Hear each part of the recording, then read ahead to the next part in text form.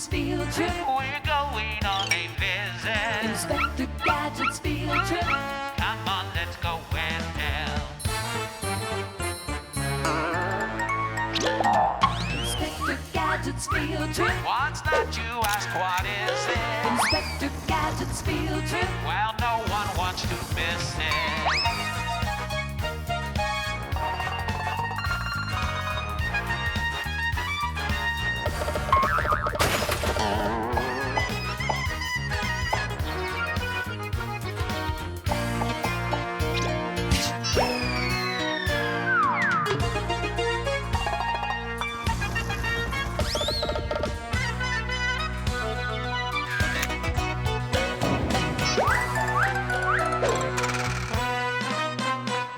Inspector Gadget's field trip. We're going on a visit. Inspector Gadget's field trip.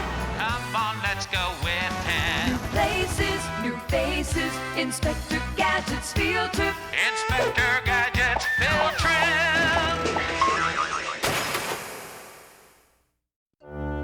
Inspector Gadget here on my latest top secret assignment to explore the third largest country in the world, China.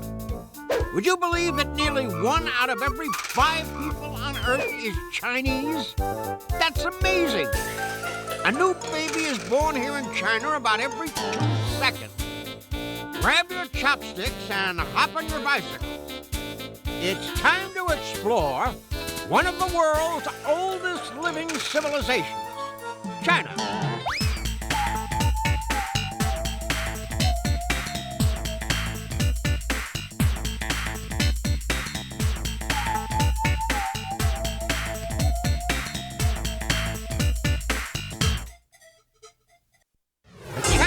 Call their country Zhonghua, or Middle Country, probably because the ancients believed China was the center of the world.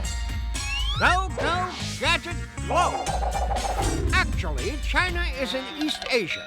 It's so big that if you head east, you can't miss it. It shares borders with 14 other countries, including Russia to the north and India to the south. The capital of China is Beijing. Today, the center of Chinese life is in Beijing. And in Beijing, it's hip to be square. That is if you're Tiananmen Square. At about 100 acres, Tiananmen Square is the largest public square in the world. It's so big, the corners don't even know each other. Each day in Tiananmen Square, the crowds gather to watch the guards raise the Chinese flag. Gee, those guys don't miss a beat. They step in perfect time.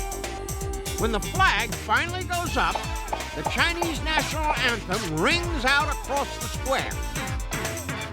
This colorful Chinese bird is made of paper, and you don't have to feed it. It is believed that the Chinese invented the kite. They've been flying them for centuries. Tiananmen Square is surrounded by monuments and museums that honor the people of China. The square is named after the Tiananmen, or Gate of Heavenly Peace, that sits at the north boundary. Wowzers! Look at that picture of the chief. Actually, it's a chairman, Chairman Mao Zedong. Mao Zedong founded the People's Republic of China in 1949. Mao believed that communism, or common ownership of property, would help make China stronger. Chairman Mao is no longer alive, but communism in China still lives today. Before communism, powerful families, known as dynasties, ruled the land. 24 emperors and their courts called this imperial palace their home, and the public was strictly forbidden. The penalty for trespassing was death. Some barbarians took the risk, but getting in wasn't easy. First, you had to be a great swimmer. The palace moat is about 50 yards wide. Then you had to be a mountain climber to scale these 35-foot-high walls. They should have just used a go-go gadget neck. And you thought those daring barbarians were sticking their necks out. Wowzers. Inside the walls are nearly 250 acres of palaces, courtyards, and gardens. Of course, there is an easier way to get in. The main entrance to the palace is here at the Wu Men or Meridian Gate, which stands 125 feet tall. That way, dragons don't have to duck their heads. The Wu Men Gate is also known as the Gate of the Five Phoenixes because of the 5 pavilions at its base.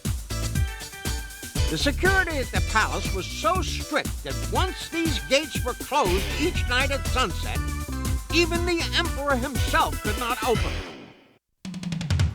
Time for a fascinating field trip fact. The Chinese built their buildings with curved roofs to keep away evil spirits. They believed that spirits traveled in straight lines, so the curves would naturally confuse them. Inside the Wu Men Gate is the first of many courtyards.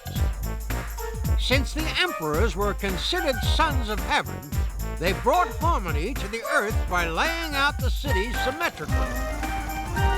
Important buildings face south toward the provider of all blessings, the sun. Plus, that way, the emperors could lay out and work on their tanks. Here we cross the bridge of the Golden Water, a river that runs through the Forbidden City. The Gate of Supreme Harmony leads to the city's inner sanctum and is guarded by 2 bronze lions.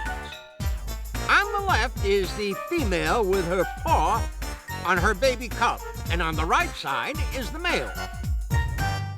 Dragons can be seen all over the Forbidden City. The Chinese believe they protected the palace and brought good fortune. I'll stick with my lucky rabbits for you. Through the gate is another courtyard that holds up to 90,000 people, in case the emperor was in the mood for a lot of company. Facing the courtyard is the Hall of Supreme Harmony, where the emperor sat for special occasions. For non-special occasions, he just went to his room. There are 3 flights of stairs that lead to the hall. Coincidentally, they also lead away from the hall. The middle one features a ramp carved out of white marble that only the emperor could pass over.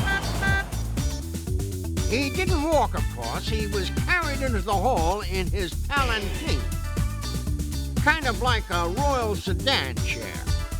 Must have saved a fortune on royal jogging shoes.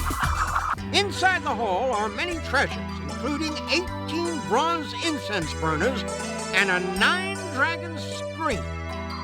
In all, there are 6 main palaces and lots of other smaller buildings in the city, containing over 9,000 rooms. Wowzers! Did you know that a 6-year-old boy named Pu Yi was the last emperor of China? That's about the same age as this emperor wannabe, except he looks a little too friendly to rule 1 billion people. Coal Hill, or Jinsun Park, is a man-made peak made from the dirt dug out of the palace moat, which tells me it was pretty muddy up there at first. Hundreds of stairs lead to the top of what was once a private imperial garden. Coal Hill is a great place for views of Beijing. Wowzers! Barbarians are trying to push down the city walls. Go, go, Gadget binoculars! Actually, these women are practicing Qigong, an ancient meditative exercise that helps strengthen different parts of the body.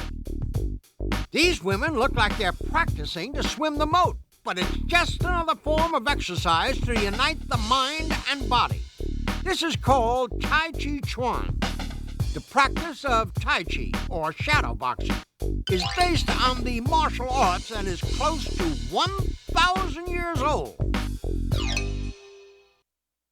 What's feeling good without looking your best? In the morning, outdoor barbers will give you a haircut and shave right on the street. A free rinse is included, if it rains.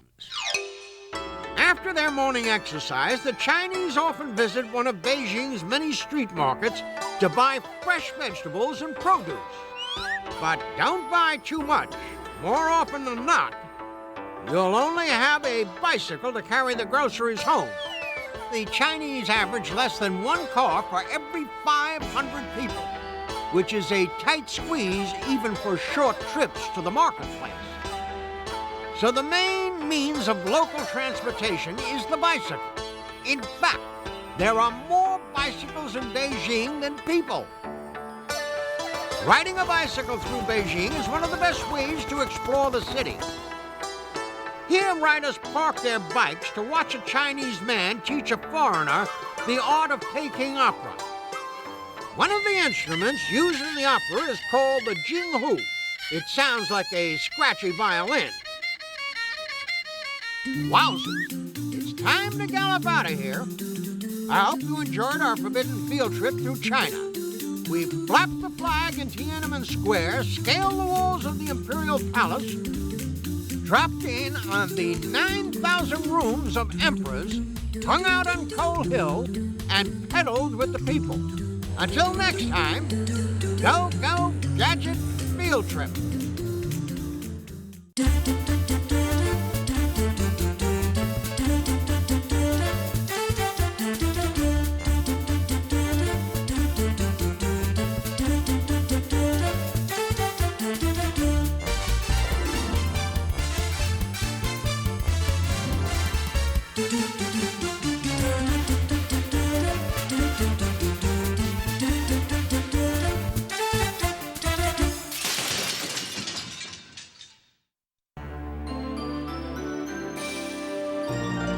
Beak.